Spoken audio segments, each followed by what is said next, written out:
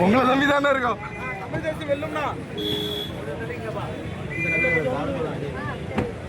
ரூபாயில் நீங்கள் இல்லத்தரசிகளுக்கு 2000 ரூபாய் கொடுக்கிறோம் என்று இவர்கள் வெற்று விளம்பரங்கள் செய்கிறார்கள்.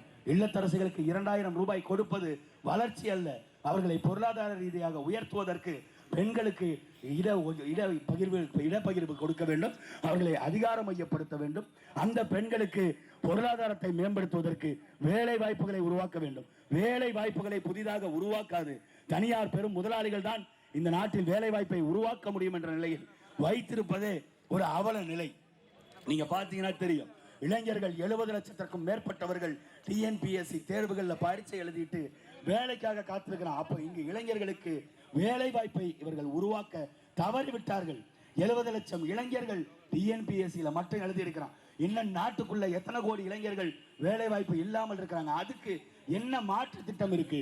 வெளிநாடுகளுக்கு போய் துபாயில இருந்து வெளிநாட்டு முதலீடுகளை ஈர்க்கின்ற தமிழ்நாட்டுடைய முதலமைச்சர், வெளிநாடுகளுக்கு போய் ஆஸ்திரேலியாவில் இருந்து அமெரிக்காவில் இருந்து லண்டன்ல இருந்து முதலீடுகளை ஈர்க்கின்ற முதலமைச்சர் இந்த நாட்டில் அரசு எவ்வளவு முதலீடு செய்திருக்கிறது என்பதற்கு பதில் சொல்வாரா?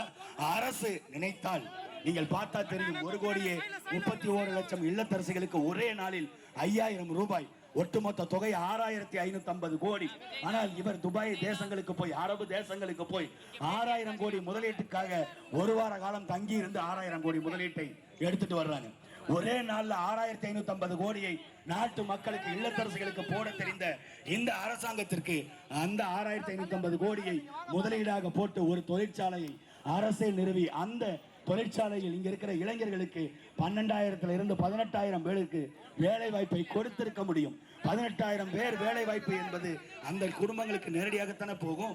இல்லத்தரசிகளுக்கு நீங்கள் அவர்களிடத்திலே சொல்லலாமே, இந்த 1000 ரூபாய் நான் கொடுக்கறத நிறுத்திட்டு அரசாங்கம் நாங்க வேலை கொடுக்குறோங்க, உன் வீட்டுல பிள்ளைக்கு படித்த பிள்ளைகள் இருந்தால் அவர்களை எங்களிடத்துல அரசாங்க நிறுவனத்திற்கு வேலைக்கு அனுப்புங்க, அவர்களுக்கு மாதம் 25,000 நாங்கள் சம்பளம் தர்றோம், அதுல இருந்து உங்களுக்கு எவ்வளவு வேணுமோ அந்த தொகையை நீங்கள் பெற்றுக்கொள்ளலாம் என்று தன்மான வாழ்வை நீங்கள் சிறக்க வைக்காது அவர்களுக்கு இலவசங்கள் கொடுத்து 2000 நாங்க கொடுக்கிறோம், 3000 கொடுக்கிறோம், நாங்கள் ஆட்சிக்கு வந்தால் 10,000 கொடுக்கிறோம், எங்கிருந்து எடுத்து கொடுப்பாங்க?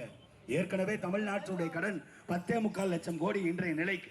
இந்த 10.25 லட்சம் கோடிக்கு ஆண்டுக்கு 1.5 கோடி ரூபாய்க்கு மேல வட்டி கட்டுறாங்க. தமிழ்நாட்டுடைய பட்ஜெட் 3 லட்சம் கோடி, 1.5 லட்சம் கோடி வெறுமன வட்டிக்கு மட்டும் போய்விட்டது. மீதி 1.5 லட்சம் கோடியை வைத்து இவர்கள் என்ன நலத்திட்ட உதவியை செய்வார்கள்? மேற்கொண்டு நீங்க 5000 10,000 காசு வாங்குறேன்னா எங்க இருந்து வாங்கி எங்க இருந்து போடுவீங்க? ஐயா ஸ்டாலின் அவர்களோ அல்லது எடப்பாடி பழனிசாமி அவர்களோ இல்ல புதிதாக வந்திருக்கின்ற திரு விஜய் அவர்களோ இலவசங்கள் தர்றோம், 2000 தர்றோம், 2500 தர்றோம், எங்க இருந்து அந்த காசை நீங்க எடுப்பீங்க? யாரிடத்துல இருந்து எடுப்பீங்க? மறுபடியும் இந்த 12 கோடி மக்களையும் உலக வங்கி கிட்ட காமித்து இவர்கள் இருக்கிறார்கள், இவர்களை வைத்து வாங்குகின்ற வரிப்பணத்தில் உங்களுக்கு நாங்கள் எப்படியும் இந்த கடனை கட்டிவிடுவோம் என்று அவர்கள்ட்ட காமிச்சு மறுபடியும் ஒரு 5 லட்சம் கோடி, மறுபடியும் ஒரு 10 லட்சம் கோடி, ஒட்டுமொத்தமாக வட்டி மட்டும் 3 லட்சம் கோடி கட்ட வேண்டிய நிலைமை வந்துடும். அப்ப அரசுக்கு நலத்திட்ட உதவிகள் எப்படி செய்வீங்க? எந்த பணமும் இல்லாது கையில காசே இல்லாம வெறுங்கையில முளம் போடுறதுன்னு சொல்லுவாங்கல்ல, அந்த மாதிரி வெறுங்கையில முளம் போட்டு இலவசங்கள் கொடுத்து நாட்டு மக்களை எங்க கொண்டு போய் நிறுத்துவதற்கு இந்த ஆட்சியாளர் நினைக்கிறாங்க. நாங்கள் சொல்றோம், நாங்கள் ஆட்சிக்கு வரும் பொழுது தற்சார்பு பொருளாதார கொள்கை, அரசாங்கம் கடன் வாங்க வேண்டிய நிலையில் இல்லாது, மக்கள் கடன் வாங்க வேண்டிய நிலையில் இல்லாது, மக்கள் 1000க்கும் 2000க்கும் இலவசத்திற்கு கையேந்துகின்ற நிலையில் இல்லாது இந்த நிலையை மாற்றுவோம். அந்த அளவுக்கு பொருளாதார வளர்ச்சி. பாலின் சந்தை மதிப்பு 3 லட்சம் கோடி, ஆனால் டாஸ்மாக் சாராயத்தினுடைய மதிப்பு வெறும் 50,000 கோடி. ஆண்டுக்கு 50,000 கோடியை இங்கே இருக்கிற மக்கள் அவர்களுடைய உடலை கெடுத்து, அவர்களுடைய உடல் உறுப்புகளை கெடுத்து, நாட்டு மக்களுடைய தாலி அறுத்து அதில் வர்ற 50,000 கோடி தேவையா? அல்லது எல்லோருக்கும் எந்த பாதிப்பும் இல்லாது மாடுகளை வளர்த்து அதில் வரக்கூடிய 3 லட்சம் கோடி வருவாய் நமக்கு முக்கியமா? அரசாங்கம் எதன் மீது கவனத்தை செலுத்தணும்னு இவர்களுக்கு தெரியல. இவர்கள் வளர்ச்சி என்று எதை சொல்றாங்க? 10.25 லட்சம் கோடி 2021 4.5 லட்சம் கோடியாக இருந்த தமிழ்நாட்டுடைய கடன் இன்னைக்கு 2026 10.25 லட்சம் கோடி கடன் தான் வளர்ந்திருக்கிறதே ஒழிய, தமிழ்நாட்டுடைய கடன் சுமை உயர்ந்திருக்கிறதே ஒழிய வேறு என்ன டெவலப்?